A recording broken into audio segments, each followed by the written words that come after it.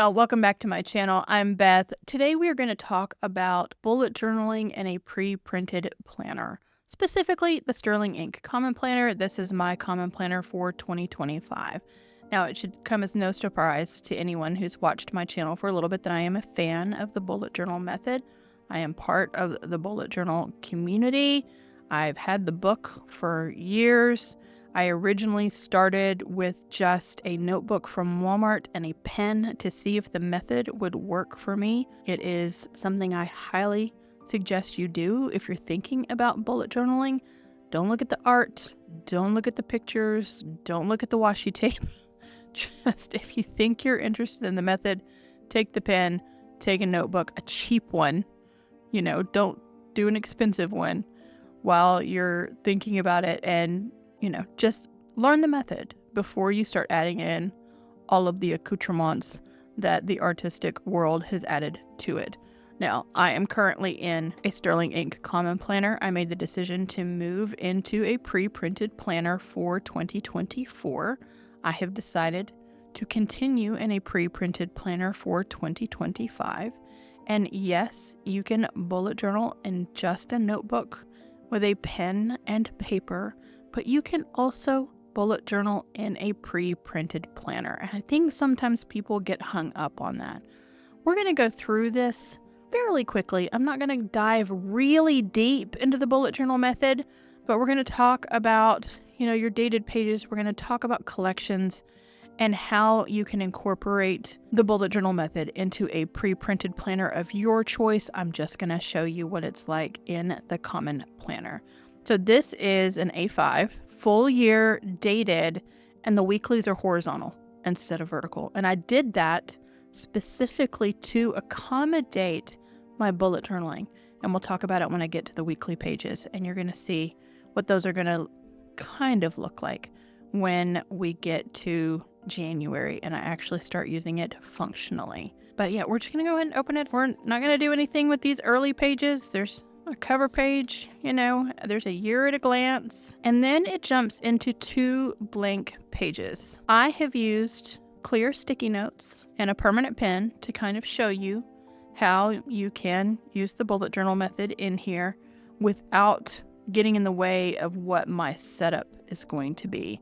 And there will be a full setup video of me setting up my planner for 2025. It is coming, I believe, December 1st is when I have it scheduled. So subscribe down below for Plan Miss if you want to be around for dropping a video all the way through December 25th. I use these pages specifically for an index. Indexing is extremely important in the bullet journal method. When I was creative bullet journaling, I didn't use an index because everything for me was chronological. Everything for January was here. Everything for February was here. Everything for March was here. And as I've pared back the art and the creativity and gone back to much more of the method, the indexing definitively becomes important. I do like to separate my index by date and by collection. In the Sterling Ink Common Planner, you have all of your dated stuff, your month calendars, your weekly pages, and then on page 1 starts all of these blank pages.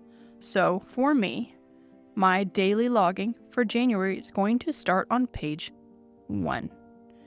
And then collections, say an event plan, or notes from a meeting, or brainstorming on, say for me for a video, could be a collection page.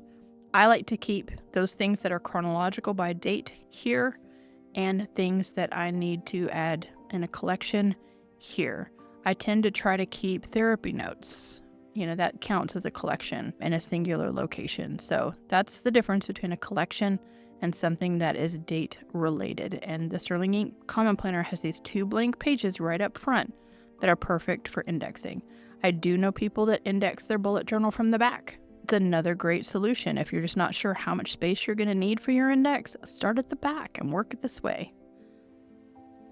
One of the other pages that the Sterling Ink Common Planner comes with is a native goal breakdown. You have your goal, and then someday, 1 year, half year, quarterly, monthly, weekly, and daily.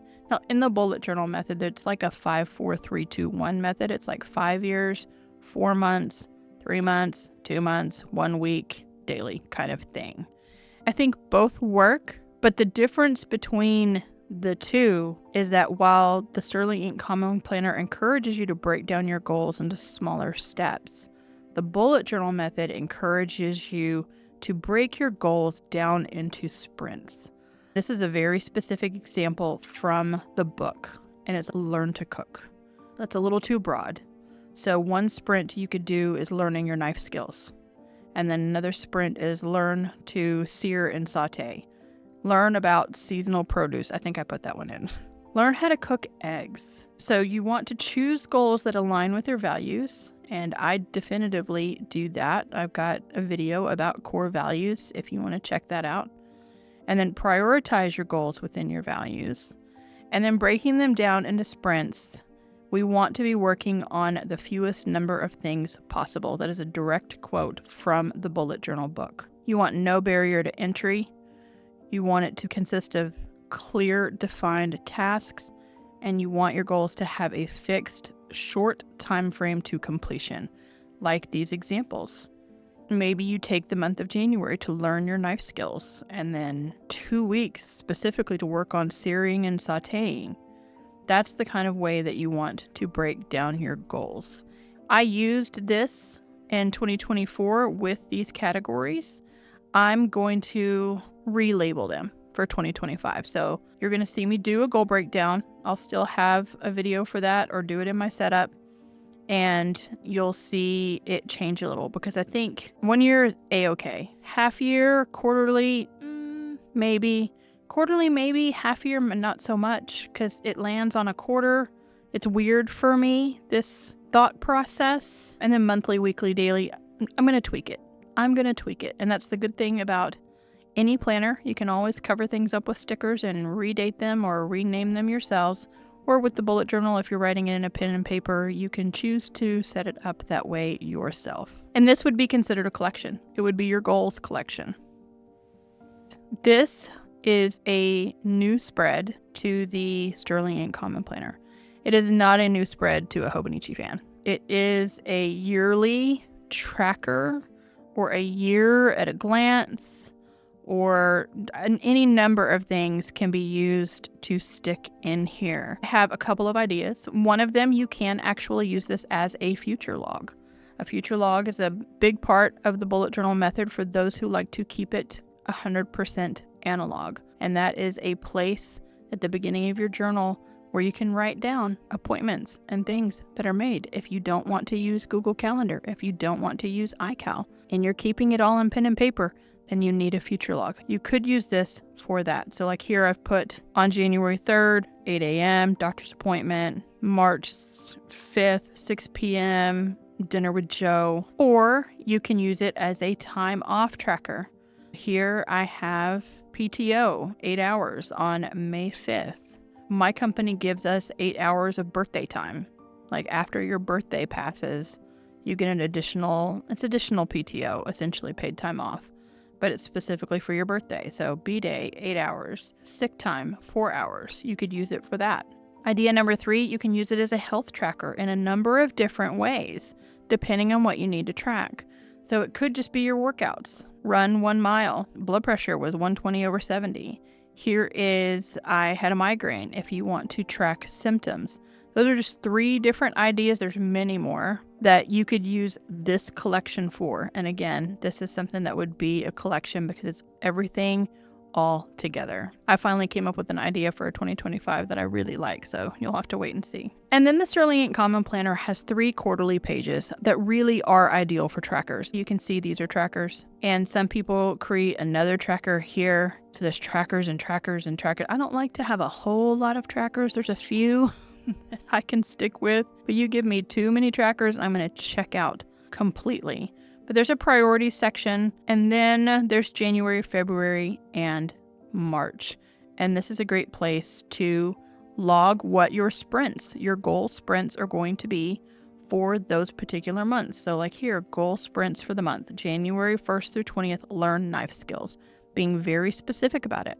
that those are the things that you're going to work on during this time frame. And then, like I said, this side, ideal for trackers. It's a perfect tracker collection. I didn't think I was going to enjoy using it. I've been using it all year long for 2024, and I've really liked it. So here's 2 different kinds.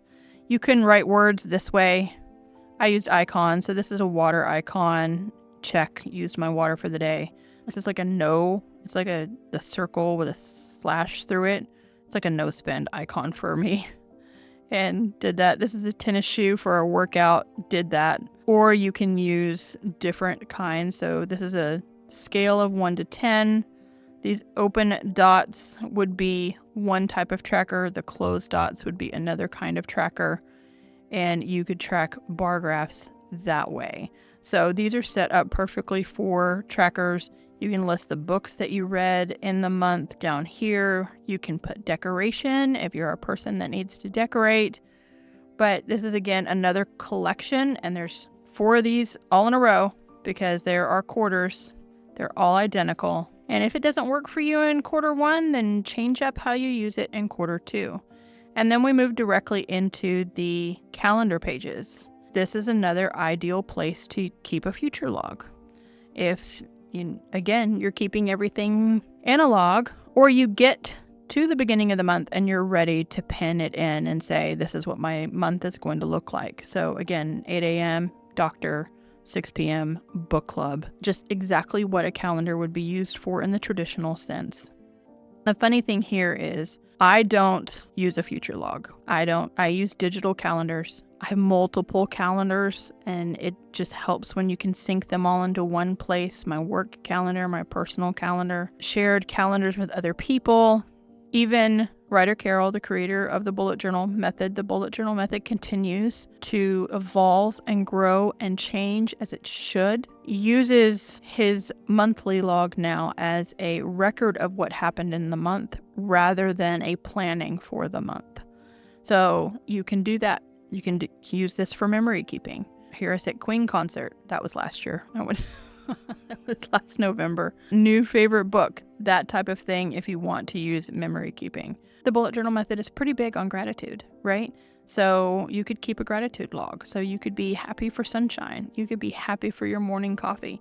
There's probably 100 different ways that you can use a monthly spread if you are like, what am I going to do with these dated pages?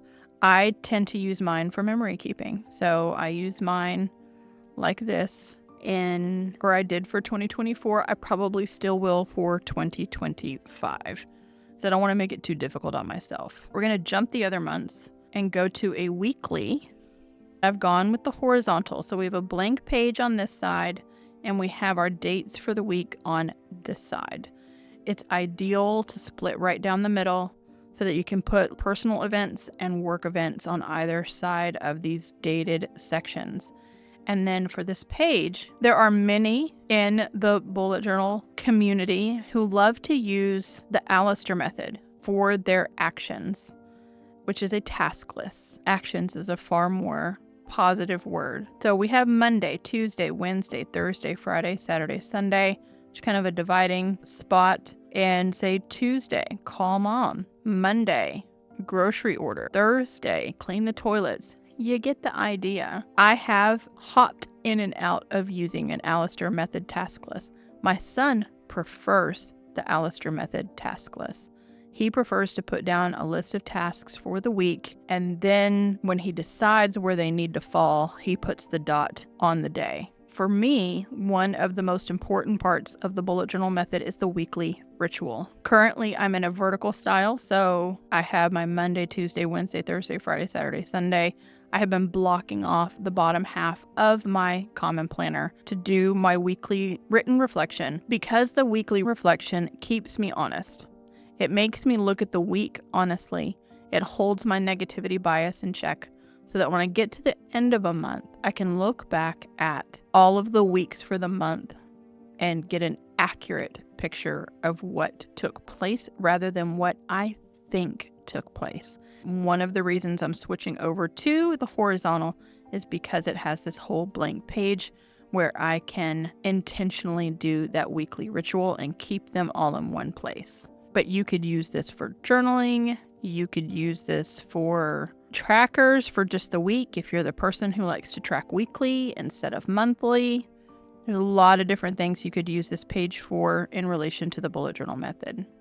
And then we're going to skip the rest of these weeklies and come back here to the daily pages, pretending like it's January. Like I said, Writer Carol keeps a record of the month instead of the pre-planning. So the 1st through the 31st, if you would like, January starts on a Wednesday, you could do the W through whatever the 31st is to also have the day of the week. At the end of each day, write the most important highlight of the day. And that's all you do. So that, again, you have, when you go to do your monthly reflection, you have an accurate picture of your month. You know exactly what it looked like. You know what you did. You know what the biggest moments were. And sometimes the moments are small. Sometimes they are not big at all.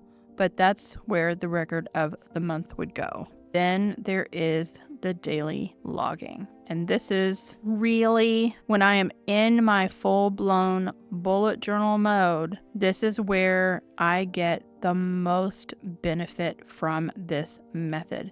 And that is keeping a daily log and keeping a detailed daily log. So up here in the corner, we have January 1st. It's a Wednesday. You can write this any way that you want to. I tend to not write 1.1 W. This comes directly out of the method. Writer Carol likes to list 3 things he needs to get done in the day. So we have call Bob, make dinner reservations, sort emails. And then down here in the daily log, you're going to put in those numbers in regard to those things that you have done. And of course, a dot is a task, and then we cross it off when it's done.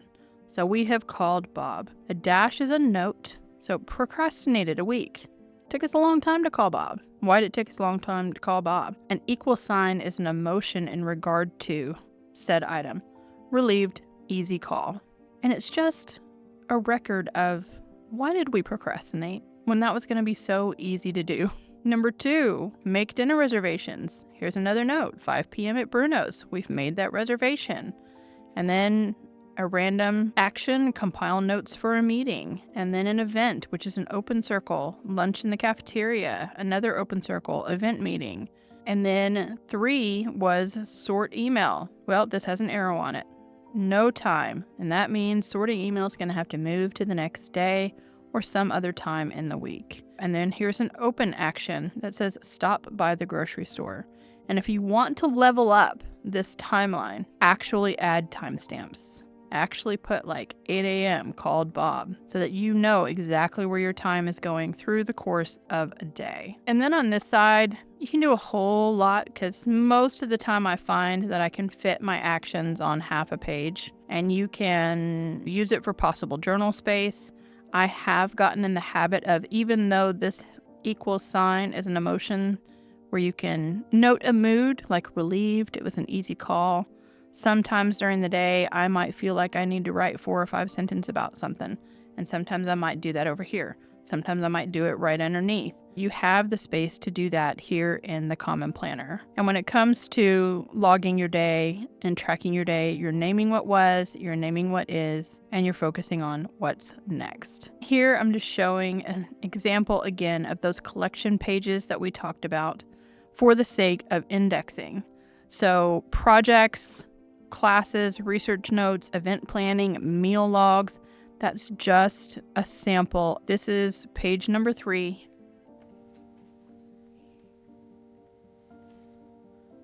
And here I put page number 3, birthday plan. So this would have been like working out somebody's event plan for their birthday.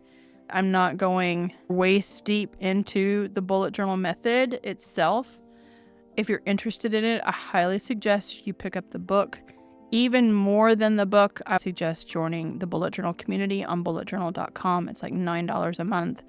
There's a lot of events and things that are well worth that $9, but mingling with other people in the community who are passionate about using this system and them sharing their amendments and how they change things and how something works better for them this way than this way is really what that community is all about. And I encourage you to consider joining that community. But that's it. See, I told you it wasn't going to take very long. This is how I bullet journal in the Sterling Ink Common Planner. We're going to have a full setup for this planner coming pretty soon. If you like this video, you know what to do.